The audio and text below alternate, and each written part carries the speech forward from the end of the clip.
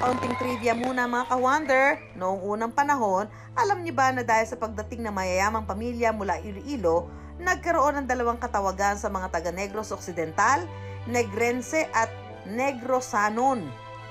Kung Negrosanon ka, you are a commoner. Pero kung Negrense ka, you are the Finis. Kaya naman noong kasagsagan ng krisis sa industriya ng asukal noong 1980, ang tinawag na Negrosanon silang mga hirap sa buhay. Tandang-tanda pang araw na ngayon 43 taong gulang na si Sitoy kung paano pinapait ng nasabing krisis ang tamis ng ngiti ng mga Negrosanon. Family ko, hindi kami binayayaan ng mayaman. Siguro ang family ko, masasabi ko, doon kami nabibilong sa mga nagtatrabaho siguro sa asyenda. Yun yung roots ng family ko. Dahil sa pagkalugi ng mga asukarera o yung mga asukalan, tumigil siya sa pag-aaral at napilitang magsikap sa sariling pamamaraan nang pumasok siya bilang janitor sa isang istasyon sa Bacolod. Hanggang sa dumating ang pagkakataon na siya palang babago sa kanyang kapalaran. Nagkaaberya ang eroplanong papalapag sana noon sa paliparan ng probinsya.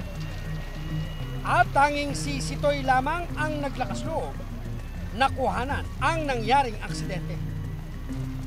So nag-overshoot. That was March 23, 1988. So wala makapag-shoot. And then sa rank and file, ako yung pinakababang ranggo. Nagturuan sila, siya mag-shoot, so wala mag-shoot. Kasi there's a myth na anytime from now, bumagsak yung eroplano. High octane yon, so sasabog. So, why not? Let's try si Toy na mag-shoot. Sabi ako naman, sige, pwede na rin. Medyo kabado kasi yung eroplano, di ba, sasabog. Yung sa ulo ko. Pero, excited kasi hawak ako ng kamera, malaki pang kamera nun. At the rest is history, ika nga.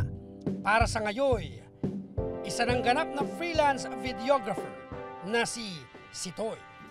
Like our main product, tubo, di ba tubo? Kahit saan mo ano pang bagyo ang makakasalubong mo, ang darating sa'yo, bumabangon eh.